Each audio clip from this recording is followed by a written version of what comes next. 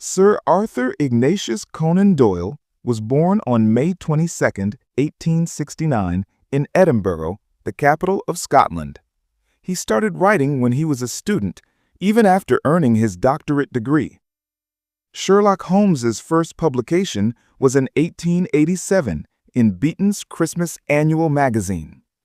Today's novel, The Adventure of the Blue Carbuncle, was first published in Strand magazine in January 1892. 2 days after the big day of that year, I went to meet my friend Sherlock.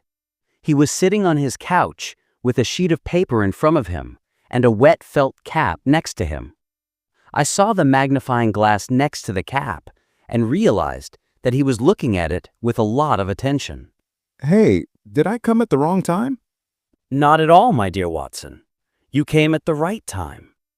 It would be my pleasure to discuss this with you. Sherlock's attention was on the cap.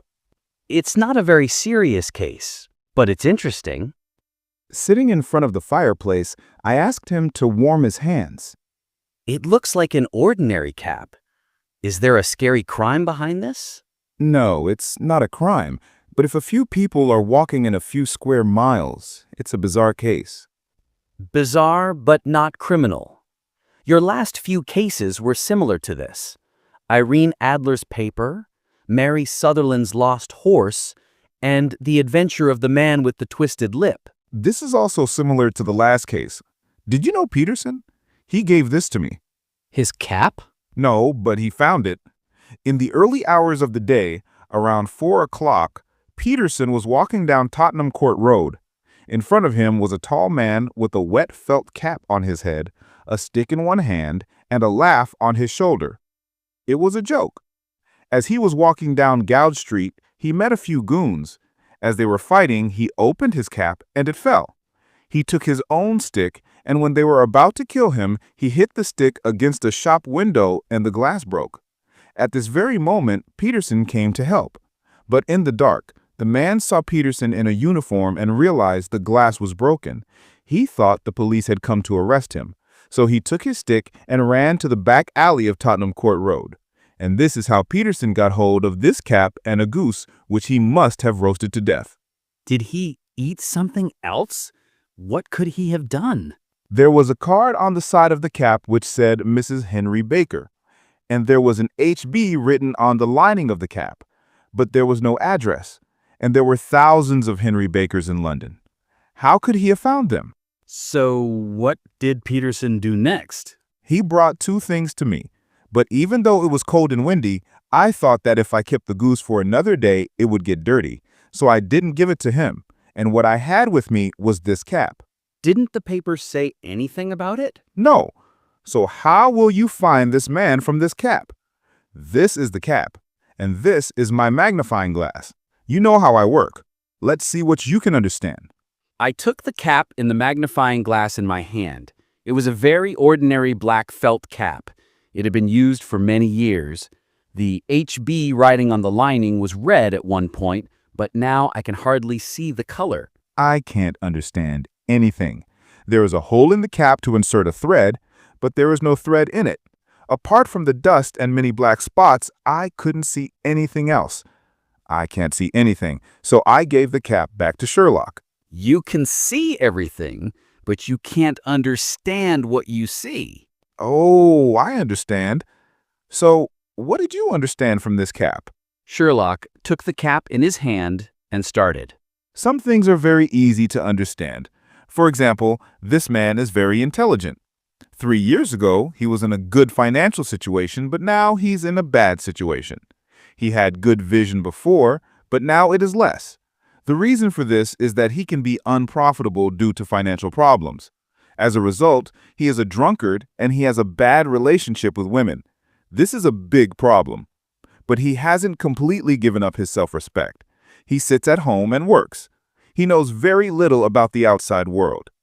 He's probably fat, middle-aged, and he doesn't even have a gas stove in his house. This is a big story, Sherlock. Is it? You really don't understand? No, I am very stupid. How did you understand his intelligence from the cap? Sherlock put the cap on his head and showed it to me. Compared to that, The cap is much bigger. Cubic capacity, my dear Watson. Cubic capacity. There is something in such a big head. And what about his financial situation? This type of cap was very popular 3 years ago.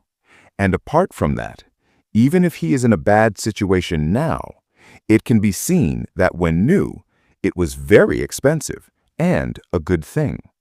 The person who bought this 3 years ago, but could not buy a new cap after that, must have been in a bad financial situation for the last 3 years. I agree. But what about the thread and the marks? Sherlock put the cap on his head and showed it to me. This is for the thread. This does not stay in the cap. It has to be done separately so that the cap does not fly away when the wind blows hard. He did this, but after that, there is no need to renew the cap to open it. This type of thread issue happens a lot of the time, but even then, he tried to cover quite a few marks with black color. It means he did not lose so much respect at once. Okay. Apart from that, what else did I say? Age, hair, lime cream. All this you can understand by looking at the lining carefully. Apart from that, the type of dust on the cap. It is not roadside dirt. It is house dirt, which means he does not go out much. But what about his relationship with his wife? At least for a week, there is dust on the cap, Watson. If your wife loved you, she would not let you go out in this condition. But he could be a bachelor, right? No. It was written, Mrs. Henry Baker, on the card, Watson. Wow. You have all the answers to all the questions. But how do you know about the gas in his house? There are 5 marks on the cap, Watson. If there were 1 or 2, it would be a different story. So many marks, it means, probably, he was carrying water on a ladder, and he climbed up with the ladder. Now, all the answers? I was about to say that Sherlock is wasting his time by making such a fuss because there is no crime in that sense. At such a time, in a very hasty way, Peterson burst into the house. Peterson! Peterson! That goose! What happened? Maybe the dynamo has flown away? Ah, look at this, sir. What came out of its throat? Peterson's right hand was raised towards us. In his open fist, in the shape of a peanut, there was a slimy blue stone. In the middle of it, our eyes were closed. By Jove, Peterson, do you know what you have found? Sherlock, is this the blue carbuncle of the Countess of Morcar? You are right, Watson. After it was lost, there was an advertisement in the Times. It was a unique thing. How much could it cost? But if you can find it, when you can get a reward of £1,000, this thing costs at least, its value. £1,000? It was lost from the Continental Hotel, wasn't it? Yes, 5 days ago, December 22nd. They suspected the plumber of the hotel and arrested him. The case against him will start in a few days. Sherlock took out the Times from the table from December 22nd. Let me see what is written in the paper. John Horner, plumber, 26 years old. On the day of the theft, the plumber of the hotel, James Ryder, went to Countess Morcar's dressing room to do some work. He had to leave for some other work, so Horner was alone in the house. When he came back, Horner was not there.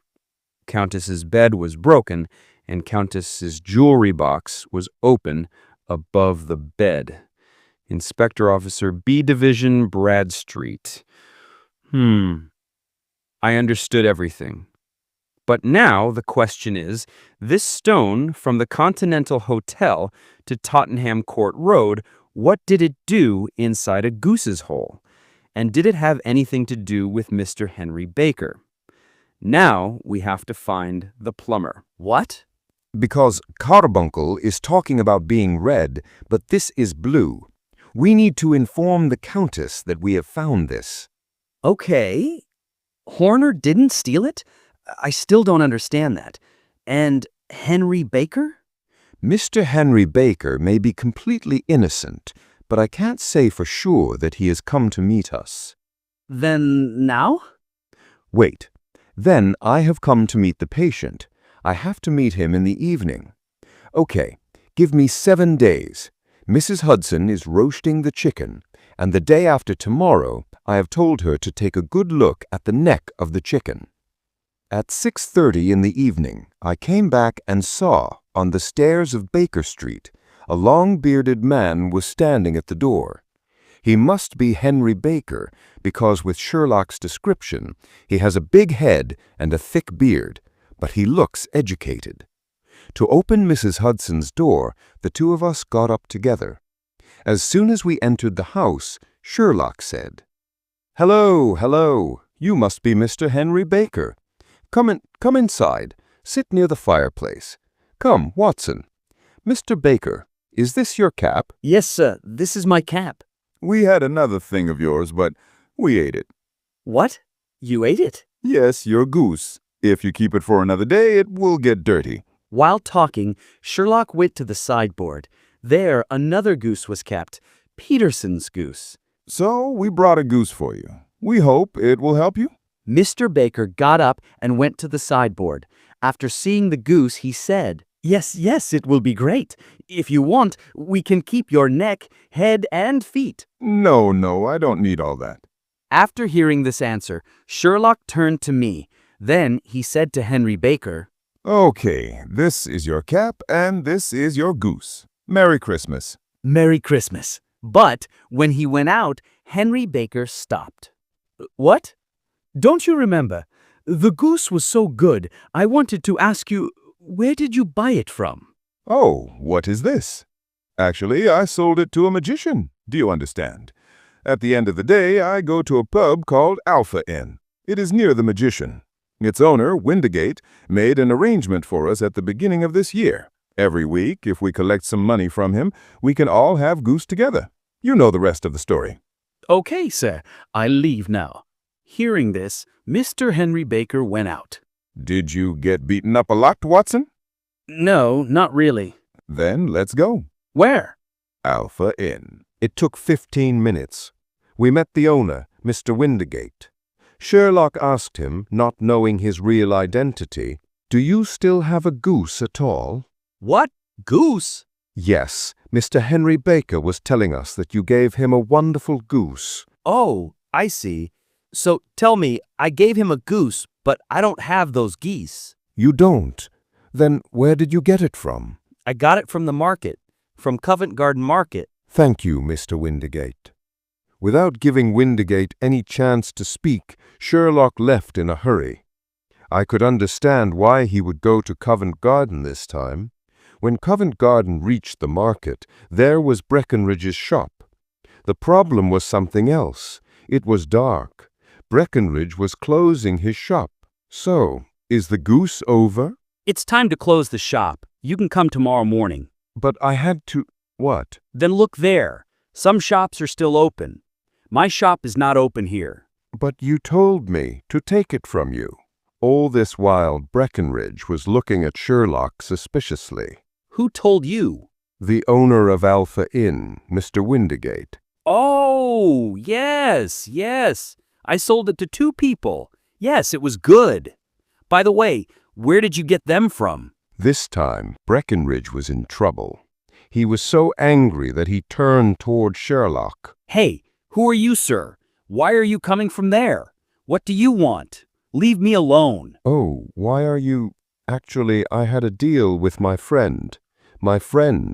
I thought they were foreigners. I didn't think..." "Deal? How much was the deal?" £5. You lost £5. "What? Your friend was right. They are not foreigners. It can't be." What? It can't be? Am I lying? Wait, Bill, show me the account book. A young boy came with a long account book. Hey, look at this. Look carefully. On the right, there's the name of D.C. Hush's supplier, and on the left, there's poultry. Now, read the name on the number. Mrs. Oakshott, 117 Brixton Road. Now read the name on the ledger. Do it. Oakshott. Oakshott. Here it is. Mrs. Oakshott, 117 Brixton Road. Now read the name on the ledger. Do it. 22 December, 24 geese, sold to Mr. Windigate, Alpha Inn. Ha ha! Now, do you believe me? Take it. Cut it. They're all useless. When Sherlock was returning from the shop with me, at that time I heard a scream from Breckenridge's shop. I turned around and saw a fat man standing in front of the shop and screaming at Breckenridge.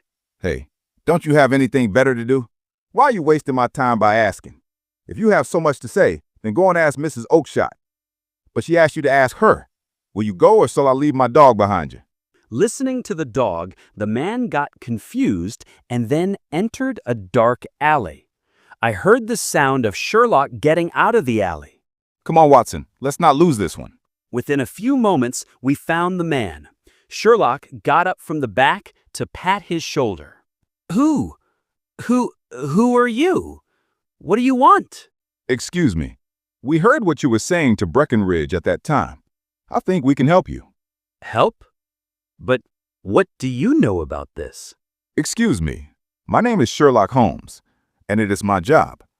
You were looking for a goose who sold the old Oakshott to Breckenridge. Breckenridge sold Alpha Inn's Mr. Windigate, and he sold Mr. Henry Baker, right? Yes, but what do you know about this? Come, I'll explain. So Sherlock parked his car. The three of us got up and sat down. He turned to the man and asked, Now, tell me your name. My name is John Robinson. No, your real name. The man's face was a little red. Come, my name is James Ryder, the head attendant. We didn't notice the rest of the road. The whole road was in a strange direction. It took half an hour. We arrived, and Sherlock got up and said, Come, Mr. Ryder, you are a little cold. Sit in front of the fireplace and tell me how your goose looked like. It was completely white, with a black spot on the... Yes, where is it? It was here. It was here? What are you... Then, surprisingly, Mr. Ryder, it was an egg. Egg! Egg! Egg! In the history of the world, for the first time, a dead horse laid an egg! A bright blue egg! As he was about to, Ryder got up, and at that very moment, Sherlock opened a box like a bucket and put in the blue carbuncle of Countess of Morcar. At that very moment, Ryder's wife came inside the box and took the egg and put it in her pocket. After eating some brandy, Ryder felt a little better. Then Sherlock said, Now, Mr. Ryder, tell me, how did you get the news? I was told by Catherine Cusack. Oh, her leadership was waiting. Maid, right? And you couldn't handle the need to become... So you ruined a call in Horner. After his job was done, you two opened the box, took out and spread the news of your own robbery to the Ryder Hotel and found Sherlock. Sir, save me, sir, save me. I have my parents at home.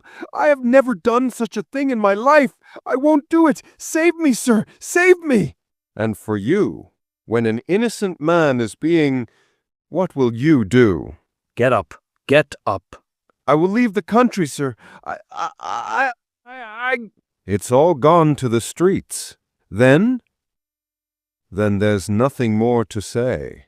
Then what now, sir? Get out. Sir, how can I, sir? Get out. Not a single word more. Out, out, out. I've never seen anyone leave our house like that. It didn't even take 3 seconds for James Ryder to reach from the stairs to the entrance to the house. But there was one thing that bothered me. Did you leave the thief like that, Sherlock? I'm not a police officer, Watson. I have no right. Ryder will never commit a crime again, and there's no proof against Horner that he'll be released today. Besides, it's Christmas season, Watson. This is the time to forgive people. Did you get it? Yes, I got it this time. Good. Because the sound of Mrs. Hudson's footsteps and the smell of the chicken roast, I'm getting both at this moment, my dear Watson.